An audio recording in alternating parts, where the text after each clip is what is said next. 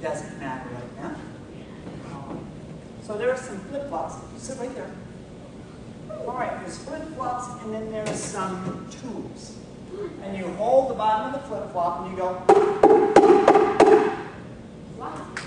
And if you don't like that sound, you take this, and you put it on, or you can maybe go that way. Or you make it go long, so you can make it louder. Different. Different. It makes it different. And then I can put this one here, and I can put this one here. Oh, that's a long one. And then.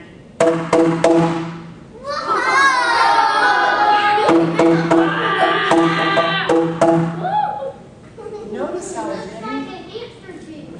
how many people are listening. Yes, sir. I noticed something. Like the more you put on it, the louder it gets. It may get a little louder, but it also changes the sound. This intermission. And it may look like a hamster tube, although it's not. Get another part, and then you put another foot, and it would come out in a second. It would, but we're not going to do that. So you may do this as long or as short as you would like.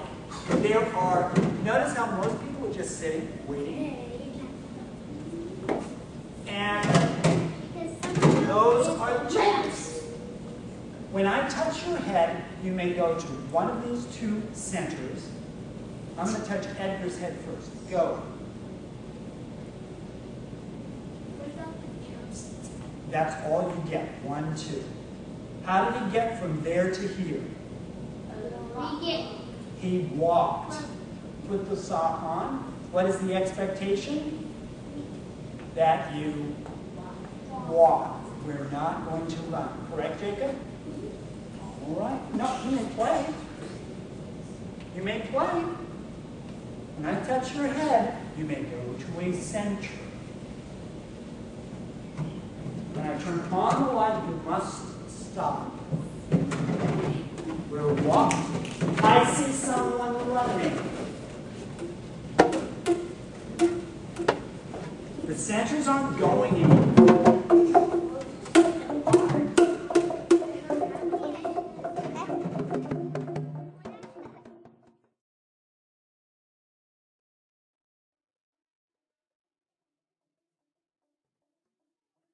Here, some of the children took it upon themselves to introduce centers or instruments to the centers that we had not introduced. And I am, in a quiet way, addressing this to the children for whom it needed to be addressed. It is quite possible that some children in your classroom will need a little more time and effort in making sure they know the expectations, know your expectations. Having children go to centers one at a time helps me control the confusion, possibly, of going to centers, and it also allows me the chance to chat with the children who need a few more repetitions to assist them in growing in their executive function, maintaining their own self-control. Another important consideration is that you need to move slowly with the introduction of centers, each center itself, not only through preview and establishing routine and expectation in how you are to musically engage with a center, but also the number of centers. Ultimately, we will probably have 5 or 6 or 7 different centers. I will never give them 5 or 6 or 7 centers at one time. The first time they have centers, they get a choice of 2. And if it's a really challenging class, they may have a choice of 1. Either interact with the center or sit. That's your choice. So start with 2, maybe 1 if you need to. The next week, add a 3rd and a 4th and build up. Again, if at some point a class is telling you non-verbally, whoa, I can't handle this anymore, slow down. Do not let your excitement for what could possibly happen, will possibly happen, get in the way of maintaining control of your class or your classes. When you see the centers, you may say to yourself, well, there's no order, it's chaos. No, there is order. I have structure within what sounds like chaos.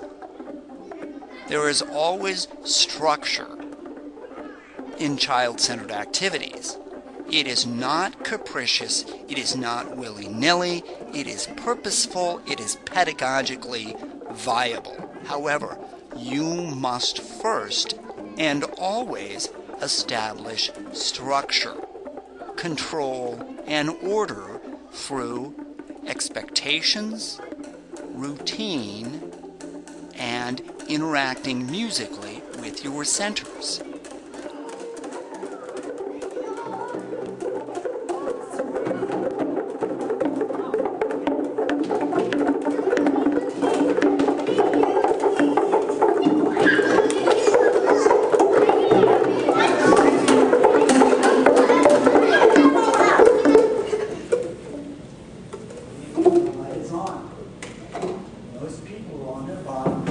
Most people do not have their instruments in their hands.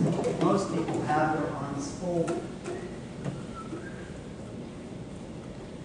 Most people are not touching anything except their eyes. Does someone have something they would like to share with everyone else? Yes? Like when you turn up. One more time?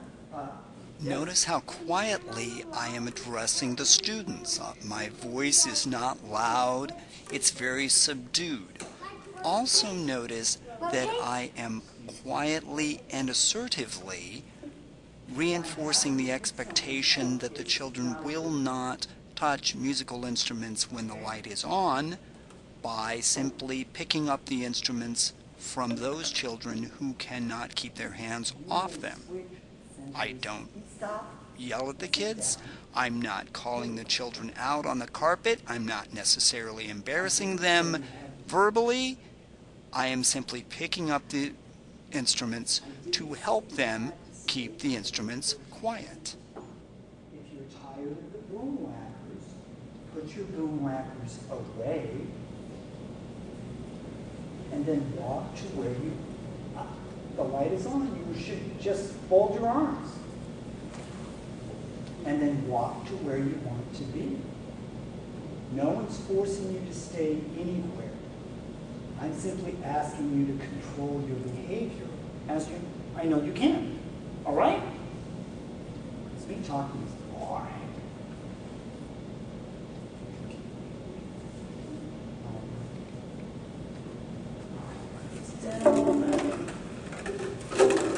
Please do not let me pick up any more instruments. Do I have to walk backwards?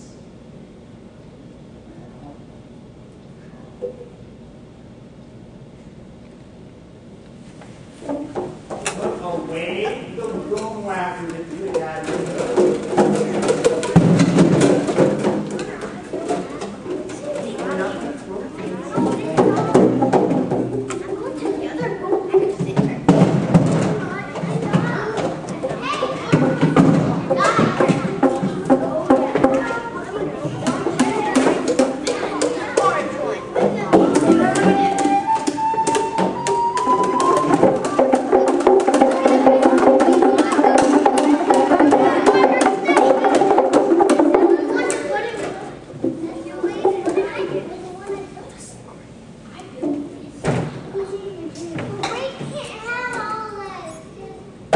Notice how most people are sitting on the floor without dropping a green boom whacker with their arms folded. With their arms folded.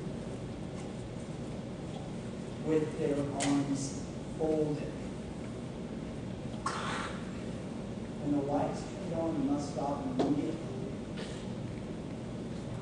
You may go back and forth when the light is off. You don't have to ask me anything.